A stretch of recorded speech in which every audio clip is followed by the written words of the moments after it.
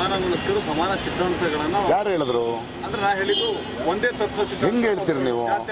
ಹೆಂಗ್ ಹೇಳ್ತೀರಿ ನೀವು? ಹೆಂಗ್ರಿ ನಾನು ಕಾಂಗ್ರೆಸ್ ಒಂದು ನಿಮಿಷ ಇರ್ರಿ. ಒಂದು ಅಂತ ಹೇಳ್ತಿಲ್ಲ, ತತ್ವ ಸಿದ್ಧಾಂತ. ಅವ್ರು ಇರೋ ಕಾಂಗ್ರೆಸ್ ಇರೋ ದೇಶದಲ್ಲಿ ದಯವಿಟ್ಟು ಹೋಲಿಕೆ ಆಗುತ್ತೆ. ಯಾರು ಹೇಳ್ತೀವಿ? ಏನ್ ತತ್ವ ಸಿದ್ಧಾಂತ ಇದೆ ಅವ್ರಿಗೆ? ಅಲ್ಲ, ಒಂದ್ ನಿಮಿಷ ಹೇಳ್ಕೊಂಡ ತಕ್ಷಣ ತತ್ವ ಸಿದ್ಧಾಂತ ಇದ್ದಂಗೇನ್ರಿ? ನೀವು ಅವ್ರೇನ್ ಜಾತಿ ಬದಲು ಮಾಡ್ತಾ ಇಲ್ವಾ? ಅವರು ಬರೀ ಬಿಜೆಪಿನ ಬೈತೀರ ನೀವು?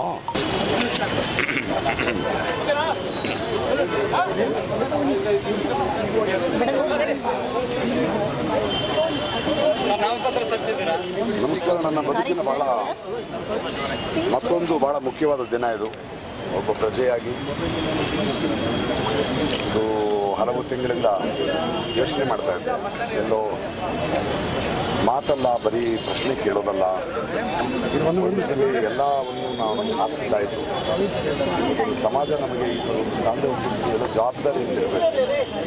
ನಾವು ಜವಾಬ್ದಾರಿ ಅನ್ನೋದು ನಮ್ಮ ಕಂಫರ್ಟ್ ಝೋನ್ ಹೊರಗಡೆ ಬಂದು ಇರಬೇಕಾಗತ್ತೆ, ಜನರ ಪ್ರತಿನಿಧಿ ಆಗಬೇಕಾಗತ್ತೆ. ಭಾಳ ಅದ್ಭುತವಾದ ಒಂದು 3 ತಿಂಗಳ ಪ್ರಯಾಣ. ಚುನಾವಣೆ ತುಂಬ ಚಂದ. ಅದು ಅಭ್ಯರ್ಥಿ ಮತ್ತು ಮತದಾರನ ಪ್ರಜೆಯ ಮಧ್ಯೆ ಒಂದು ಸಂವಾದ ನಡೀತು. ಒಂದು 3 ತಿಂಗಳು ರಸ್ತೆ ಹೋದೆ, ಮನೆಗೆ ಹೋದೆ, ಸಮಸ್ಯೆಗಳನ್ನು ತಿಳ್ಕೊಂಡೆ, ಮಾತಾಡಿದೆ. ಇವತ್ತು ನಾಮಪತ್ರ ಸಭೆಗೆ 18ನೇ ತಾರೀಕು ಎಲೆಕ್ಷನ್ನು. ಬಹಳ ಸಂತೋಷವಾಗ್ತದೆ. ಒಂದು ಅರ್ಥ ಇದೆ ನನಗೆ. Very very happy and proud. ಎಲ್ಲೋ ಒಂದು ಕಡೆ ಇವತ್ತಿನ ಇಡೀ ಮೆರವಣಿಗೆಯನ್ನು ನಾನು ನೋಡಿದಾಗ, ಯೂಶಲಿ ಎಲ್ಲ ನಿಮಗೆ ಗೊತ್ತು ಹೇಗೆ ನಡೆಯುತ್ತೆ ಅಂತ. ಲಕ್ಷಾಂತರ ಜನರು ಬರ್ತಾರೆ, ಸಾವಿರ ಕರ್ಕೊಂಡ್ಬರೋಕ್ಕಾಗಲ್ಲ ನನ್ನಿಂದ, ಲಾರಿಗಳಲ್ಲಿ ದುಡ್ಡಲ್ಲ ಅಂತಲ್ಲ. ಆದರೆ ಇವತ್ತು ಬೇರೆ ಬೇರೆ ಸಂಘ ಸಂಸ್ಥೆಗಳಿಂದ, ಮಹಿಳಾ ಸಂಸ್ಥೆಗಳಿಂದ, ಆಟೋ ಚಾಲಕರಿಂದ, 8 ಕ್ಷೇತ್ರಗಳಿಂದಲೂ ತಾವು ಪ್ರೀತಿಯಿಂದ, ನಾನು ಜಾಸ್ತಿ ಜನ ಬೇಡ ಅಂದರೂ ಬಂದರು.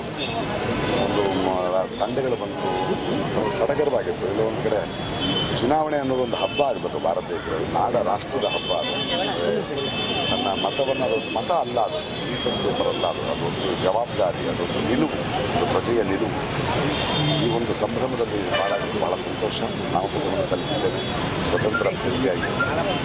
ಒಳಗೋದ್ರೆ ಇನ್ನೊಂದು 8 ಜನ, ಇನ್ನೊಂದು 7 ಜನ ಈ ಸಲ್ಲಿಸಿದಾರಂತೆ ಆಲ್ರೆಡಿ ಸ್ವತಂತ್ರ ಅಭ್ಯರ್ಥಿಗಳು. ನಾವು ರಾಷ್ಟ್ರ ಪಕ್ಷಗಳು ಕಟ್ಟಬೇಕು, ಸಲ್ಲಿಸಬೇಕು.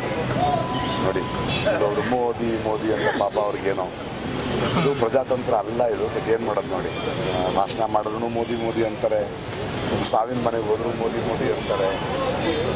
ನೋಡಿ ಮೋದಿನ ಕಳಿಸಿರ್ಬೇಕು ಅನ್ಸುತ್ತೆ. ಪಾಪ ಇಲ್ಲ ಬಿಡಿ, ಅದು ಪಾಪ ಅವ್ರಿಗೆ ಯಾಕೆ ಕಳಿಸ್ತಾರೆ. ಜನರಿಗೆ ಹಾಗೆ ಅವ್ರ ಪ್ರೀತಿ ಇರ್ಬೋದು, ಇರಲಿ.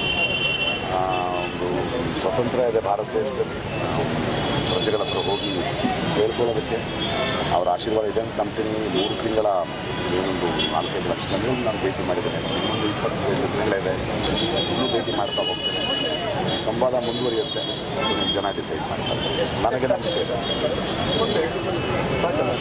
ಜನ ಹೇಳಿದ್ರು ಎಲೆಕ್ಷನ್ ಆಫೀಸರು ಭಾಳ ದಿನಗಳಾದ ಮೇಲೆ ಏನು ಮತ್ತೆ ವಾಪಸ್ ಕಳಿಸಿದೆ, ಕ್ಲಿಯರಾಗಿ ಒಂದು ಸೆಟ್ ಕಳಿಸಿದ್ದೀನಿ ನೀವು. ನಮ್ಮ ಲಾಯರ್ ಹೇಳಿದ್ರು ನಮ್ಗೆ ಅನುಭವ ಇದೆ ಸರ್, ಸಾಟು ಇಟ್ಟಾಗಿ ಪ್ರಾಪರ್ಟಿ.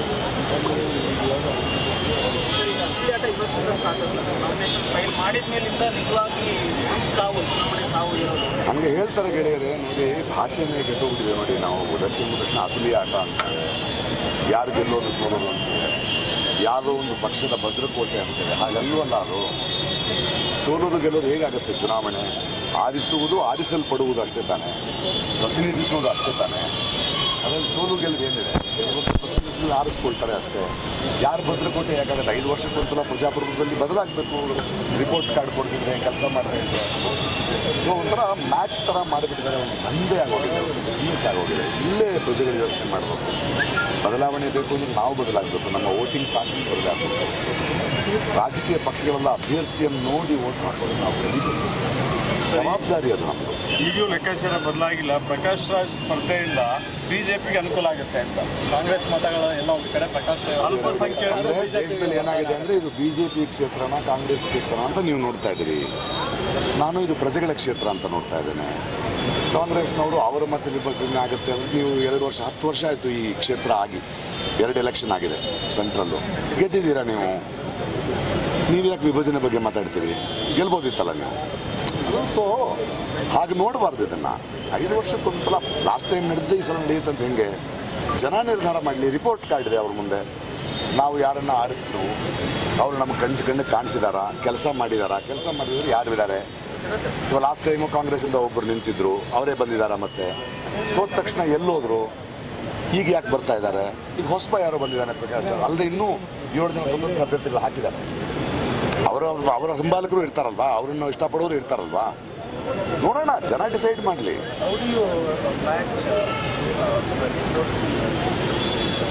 ನೋಡಿ ಎಷ್ಟು ಚೆನ್ನಾಗಿ ಹೇಳ್ತಿದ್ರಿ, ಅವರ ರಿಸೋರ್ಸು, ಅವರ ಹಣದ ಬಲ ಜೊತೆ ಹೆಂಗೆ ಹೋರಾಡ್ತೀರಿ ಅಂತ. ಯಾಕೆ ಬೇಕು ಹಣ?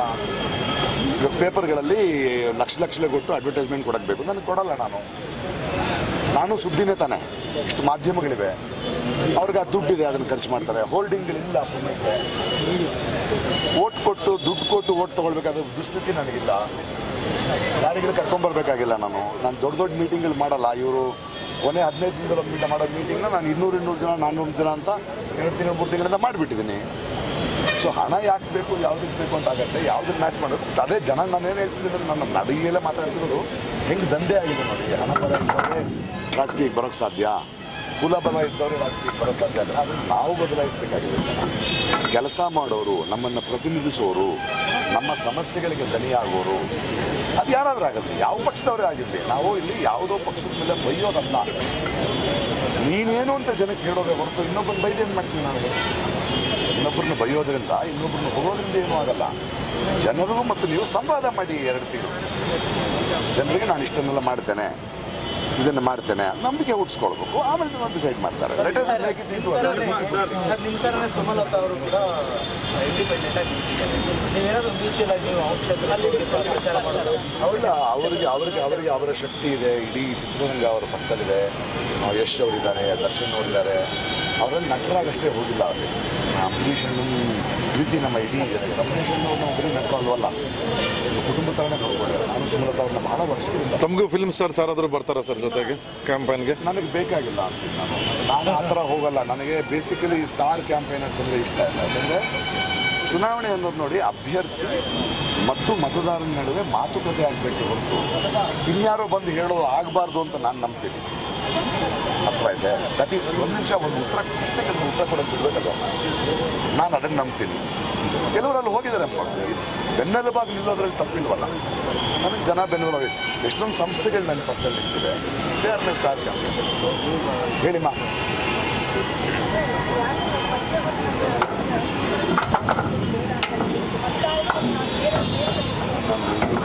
ಯಾಕೆ ತಿರುಗಿಸ್ತೀರಾ? ಯಾಕೆ ಅಲ್ಲ, ಒಂದು ನಿಮಿಷ ನಾನು ಹೇಳಿದ್ದೀನಿ. ಯಾಕೆ ನೀವು ತಿರುಗಿಸ್ತೀನಿ? ನೀವು ಒಂದು ನಿಮಿಷ, ಯಾರು ಬರಬೇಡಿ ಅಂತ ಹೇಳ್ತಾ ಇಲ್ಲ. ನಾನು ನನಗೆ ಬೇಕಾಗಿಲ್ಲ ಅಂತ ಹೇಳ್ತಾರೆ, ನಾನು ಮಾಡ್ತಾ ಇದ್ದೀನಿ ಹೀಗೆ ಅಂತ ಹೇಳಿ.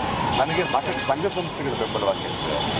ಆಪ್ ಸಂಸ್ಥೆ ನಿಂತಿದೆ, BSP ಅವರು, CPMನವರು, ಮಹಿಳಾ ಸಂಸ್ಥೆಗಳು, ಆಟೋ ಚಾಲಕರು, ವಿದ್ಯಾರ್ಥಿಗಳು. ನಂಗೆ ಸಾಕು. ಆ ಮತದಾರರ ಒಳಗಡೆ ಇದ್ದಾರೆ. ನನಗೆ ಸಾಕು ಅಂತ ಇದ್ದೇನೆ ಹೊರತು ಇನ್ನೊಬ್ಬರನ್ನ ತಪ್ಪು ಹೇಳ್ತಿಲ್ಲ. ನಾನು ನೀವು ಮತ್ತು ಕಾಂಗ್ರೆಸ್ನವರು ಸಮಾನ ಮನಸ್ಕರು, ಸಮಾನ ಸಿದ್ಧಾಂತಗಳನ್ನು ಯಾರು ಹೇಳಿದ್ರು? ಅಂದ್ರೆ ನಾ ಹೇಳಿದ್ದು ಒಂದೇ ತತ್ವ ಸಿದ್ಧಾಂತ. ಹೆಂಗೆ ಹೇಳ್ತೀರಿ ನೀವು? ಹೆಂಗೆ ಹೇಳ್ತೀರಿ ನೀವು? ಹೆಂಗ್ರಿ ನಾನು ಕಾಂಗ್ರೆಸ್ ಒಂದು ನಿಮಿಷ ಇರ್ರಿ. ಒಂದು ಅಂತ ಹೇಳ್ತಿಲ್ಲ, ತತ್ವ ಸಿದ್ಧಾಂತ. ಅವ್ರು ಇರೋ ಕಾಂಗ್ರೆಸ್ ಇರೋ ದೇಶದಲ್ಲಿ ದಯವಿಟ್ಟು ಹೋಲಿಕೆ ಆಗುತ್ತೆ. ಯಾರು ಹೇಳ್ತೀವಿ? ಏನ್ ತತ್ವ ಸಿದ್ಧಾಂತ ಇದೆ ಅವ್ರಿಗೆ? ಅಲ್ಲ, ಒಂದು ನಿಮಿಷ ಹೇಳ್ಕೊಂಡ ತಕ್ಷಣ ತತ್ವ ಸಿದ್ಧಾಂತ ಇದ್ದಂಗೇನ್ರಿ? ನೀವು ಅವ್ರೇನು ಜಾತಿ ಮಾಡ್ತಾ ಇಲ್ವಾ? ಅವರು ಬರೀ BJPನ ಬೈತೀರ ನೀವು? ನಿಜ ಹೇಳ್ಕೊಳ್ಳಿ. ಮುಸ್ಲಿಮರೆಲ್ಲ ನಮ್ಮ ಪಕ್ಷ, ದಲಿತರೆಲ್ಲ ನಮ್ಮ ಪಕ್ಷ, ಕ್ರಿಶ್ಚಿಯನ್ರೆಲ್ಲ ನಮ್ಮ ಪಕ್ಷ. ಜಾತಿ ಕೆಲಸ ಮಾಡ್ತಾ ಇಲ್ವೇ ಅವರು? ಅವ್ರು ಸ್ವಲ್ಪ ಹಾರ್ಡಾಗಿ ಮಾಡ್ತಾ ಇದ್ದಾರೆ, ಇವ್ರು ಸ್ವಲ್ಪ ಸಾಫ್ಟಾಗಿ ಮಾಡ್ತಿದ್ದಾರೆ ಅಷ್ಟೇ. ದಯವಿಟ್ಟು ಅವ್ರಿಗೂ ನನ್ನ ಸಿದ್ಧಾಂತಕ್ಕೆ ಹೋಲಿಸ್ಬೇಡಿ. ಹೋಲಿಕೆ ಜಾತ್ಯತೀತತೆ ಅಂತ ಹೇಳ್ಕೊಂಡ ಕಾರಣಕ್ಕೆ ಅವ್ರು ಜಾತ್ಯತೀತ ಅಲ್ಲ ಅಂತ ಹೇಳ್ತಾ ಇದ್ದೀನಿ.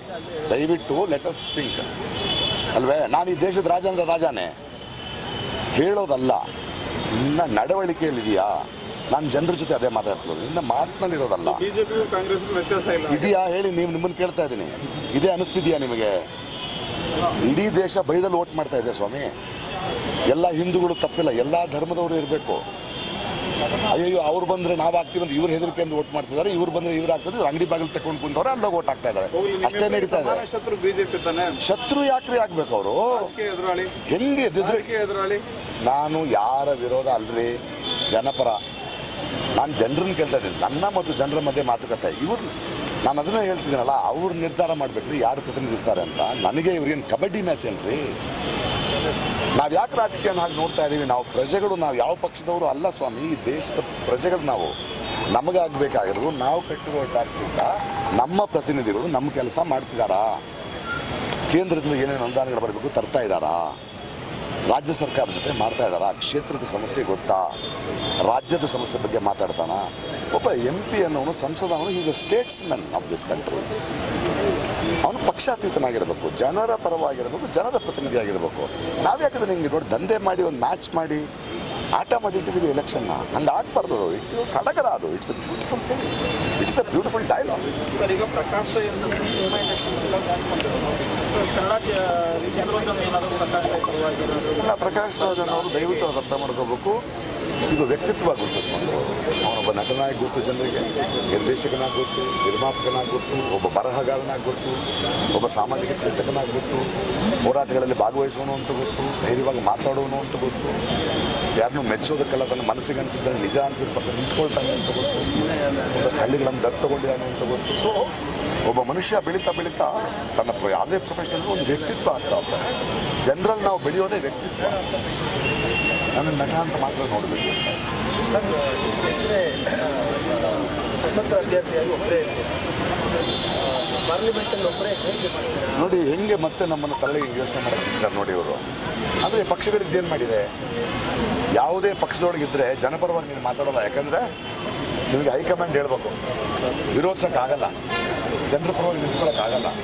ಸ್ವತಂತ್ರ ಅಭ್ಯರ್ಥಿ ಅಂದರೆ ಒಬ್ಬನೇ ಅಲ್ರಿ, ಅವನೊಬ್ಬ ಮತ್ತು ಅವನನ್ನು ಗೆಲ್ಲಿದ ಅಷ್ಟು ಲಕ್ಷಾಂತರ ಜನರು ಸೇರಿ ಅವನೊಬ್ಬ. ಒಬ್ಬ ಸ್ವತಂತ್ರ ಒಬ್ಬ MP ಗಳಲ್ಲಿ 8 ಜನ MLA ಇದ್ದಾರೆ. ಮತ್ತೆ DC ಬರ್ತಾರೆ, ಕೆಲಸ ಮಾಡಿಸ್ಬೋದು. ಕೇಂದ್ರದ ಅನುದಾನ ತೊಗೊಂಡ್ಬರ್ಬೇಕು, ರಾಜ್ಯದ ಅನುದಾನ ಏನಾಗ್ತಾ ಇದೆ, ಯಾಕೆ ಇಲ್ಲಿ ಒಬ್ಬ MP ವರ್ಷಕ್ಕೆ ಒಂದು ಸಲ ರಿಪೋರ್ಟ್ ಕಾರ್ಡ್ ಕೊಡ್ತಾ ಇಲ್ಲ? ಕೊಡಬೇಕಂದ್ರೆ ಇಷ್ಟು ಮಾಡಿದೆ ನಾನು, ಇಷ್ಟು ಮಾಡೋಕ್ಕಾಗಿಲ್ಲ, ಮುಂದೆ ಮಾಡ್ತೀನಿ, ಇಷ್ಟು ಅಡೆತಡೆಗಳಿದೆ, ನೀವು ನನ್ನ ಜೊತೆ 8 MLAಗಳನ್ನು ಕೂರಿಸಿ ಏನು ನಡೀತಾ ಇದೆ, ಕೇಂದ್ರದಲ್ಲಿ ಈ ಅನುದಾನಗಳ ಸಾಧ್ಯತೆ ಇದೆ, ರಾಜ್ಯದ ಅನುದಾನಗಳೇನು, ಜನಕ್ಕೆ ಏನು ಮಾಡೋಣ, ಕಾರ್ಪೊರೇಟ್ಗಳಿಗೆ ಕರೆಸಿ ಏನೂ ಮಾಡಿದೆ. 5 ವರ್ಷ ಆದಮೇಲೆ ಕೊನೆ 15 ದಿನ ಕೊಡೋದು ರಾಷ್ಟ್ರೀಯ ಪಕ್ಷಗಳು ಅಂತ ಇದೆ. ಜನರನ್ನು ಹೆಂಗೆ ಮೂರ್ಖ ಮಾಡಿದ್ದಾರೆ ನೋಡಿ. ಒಂದು ರಾಷ್ಟ್ರೀಯ ಪಕ್ಷಕ್ಕೆ 28 ಕ್ಷೇತ್ರ ಇದೆ ಕರ್ನಾಟಕದಲ್ಲಿ, 28 ನಾಯಕರು ಬೆರಳು ತೋರಿಸ ಲೆಕ್ಕಾಚಾರ ಹಾಕೊಂಡು ಕೂತ್ಕೊಳ್ತೀರಾ?